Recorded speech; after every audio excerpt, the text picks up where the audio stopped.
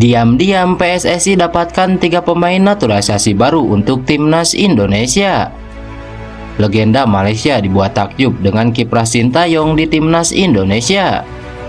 Namun sebelum kita bahas videonya, alangkah baiknya jika kalian subscribe dulu channel ini agar kalian gak ketinggalan informasi menarik seputar timnas Indonesia setiap harinya. Jika sudah subscribe, simak video selengkapnya sebagai berikut.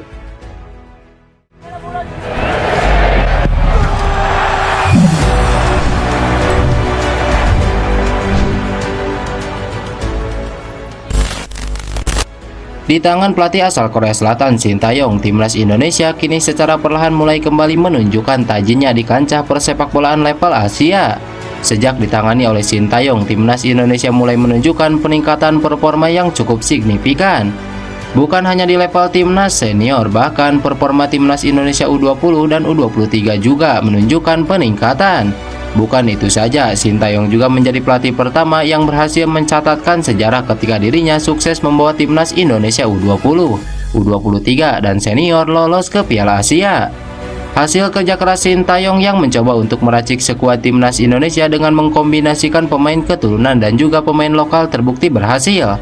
Tidak sembarangan menentukan pemain mana yang harus dinaturalisasi. Sintayong dengan sangat teliti coba untuk melihat kualitas serta cara bermain dengan para pemain keturunan Indonesia itu sebelum dinaturalisasi. Para pemain keturunan yang sudah memperkuat timnas Indonesia saat ini dinilai sebagai para pemain grade A atau yang terbaik. Kualitas dari timnas Indonesia yang semakin membaik pun mendapat pujian dari berbagai pihak. Salah satunya legenda sepak bola Malaysia yang pernah berkompetisi di Indonesia, Safis Ali. Dalam sebuah kesempatan, Safis Ali mengatakan kalau sepak bola Indonesia saat ini sudah berkembang jauh dibandingkan Malaysia. Karena menurutnya Malaysia saat ini terlihat stagnan dan tidak ada perombakan yang signifikan di dalam skuad intinya. Kombinasi antara pemain lokal muda dan pemain naturalisasi yang berpengalaman pun menjadi salah satu faktor meningkatnya kualitas Indonesia menurutnya. Bukan hanya itu, kehadiran Sintayong juga menjadi faktor penting lainnya di balik kebangkitan timnas Indonesia.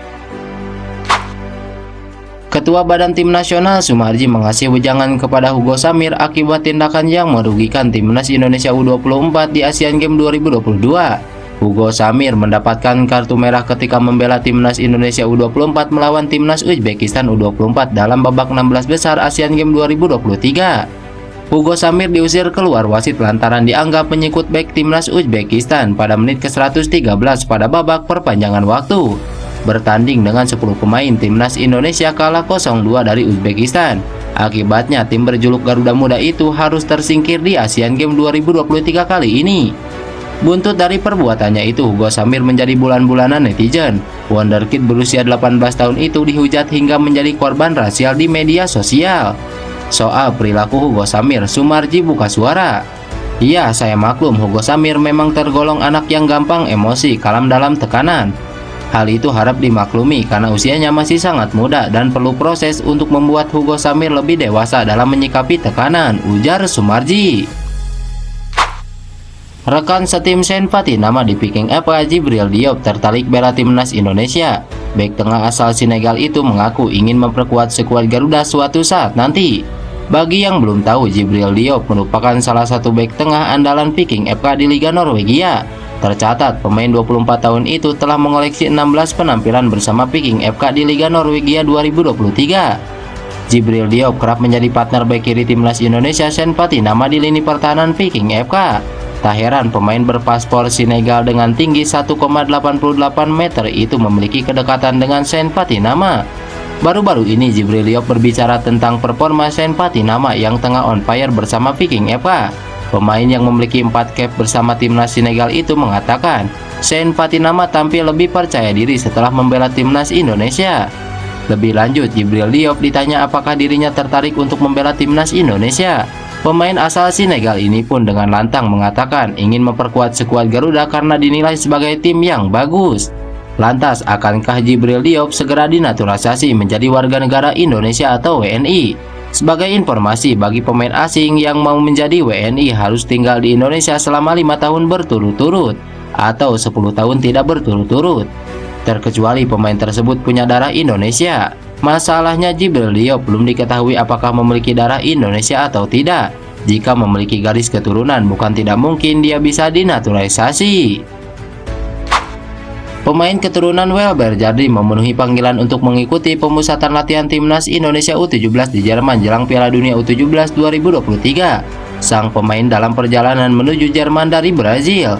Welber Jardim bertolak dari Sao Paulo, Brazil untuk menuju Jerman pada Jumat 29 September 2023. Bukti itu diperkuat dengan unggahan sang pemain di Instagram Story miliknya.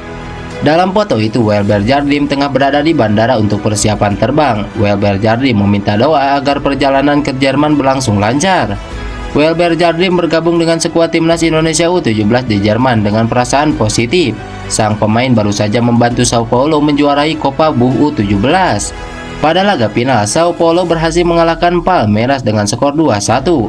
Welber Jardim masuk daftar 28 pemain yang mengikuti pemusatan latihan timnas Indonesia U17 di Jerman. Seolah bekerja dalam senyap, PSSI dilaporkan mendapatkan 3 pemain naturalisasi baru yang akan memperkuat timnas Indonesia. Seperti dilaporkan sebelumnya, JIJ telah bertemu dengan Ketua Umum PSSI Erick Thohir belum lama ini.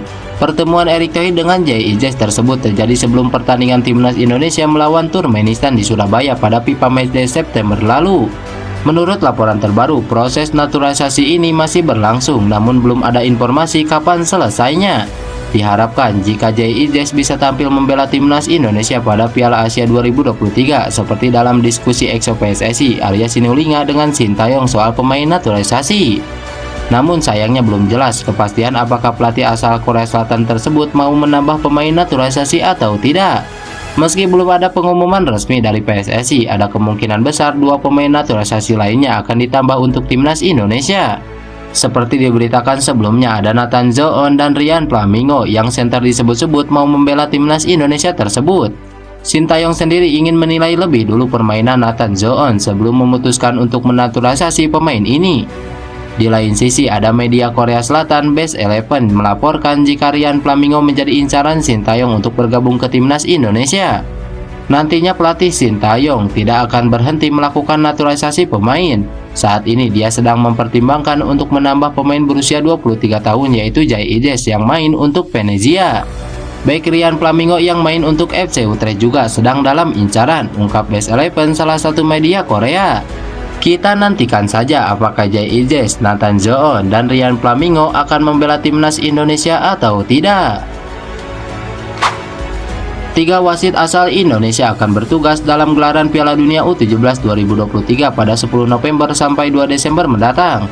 Erick Thohir, Ketua Umum Persatuan Sepak Bola Seluruh Indonesia atau PSSI melihat keterlibatan wasit dalam Piala Dunia U17 2023 tak hanya sekedar ikut laga besar, tapi juga akan meningkatkan SDM, termasuk melatih wasit dengan sistem video assistant repair atau VAR untuk membantu wasit mengambil keputusan selama pertandingan Piala Dunia U17 2023. Sistem itu juga mulai dilaksanakan di Liga awal tahun depan. Sementara untuk timnas Indonesia U17, Erick Thohir menargetkan minimal bisa lolos babak penyisihan Piala Dunia U17 2023. Diketahui timnas Indonesia U17 sedang menjalani program pemusatan latihan di Jerman selama sebulan, sejak 18 September hingga 23 Oktober 2023 mendatang. Pelatih asal Jepang Keisuke Honda diisukan bakal menangani timnas Malaysia U23 untuk menggantikan Ella Farasan yang belum lama ini mengundurkan diri.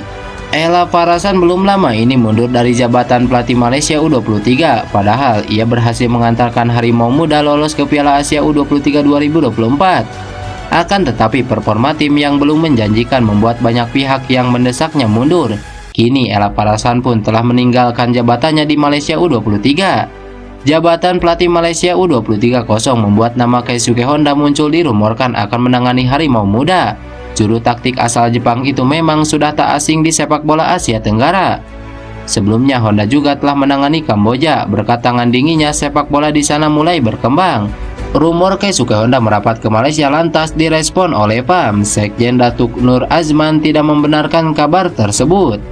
Tidak ada, mana ada Honda gantikan Ella Farasan. Tapi ada pembahasan dalam waktu dekat akan kami umumkan, ucap Datuk Nur Azman. Adapun Malaysia U23 sendiri lolos ke Piala Asia U23 2024 dengan status runner-up terbaik menyingkirkan Irak. Harimau Muda masuk ke pot 4 bersama Timnas Indonesia U23. Lantas bagaimana menurut kalian? Tulis pendapat kalian di kolom komentar.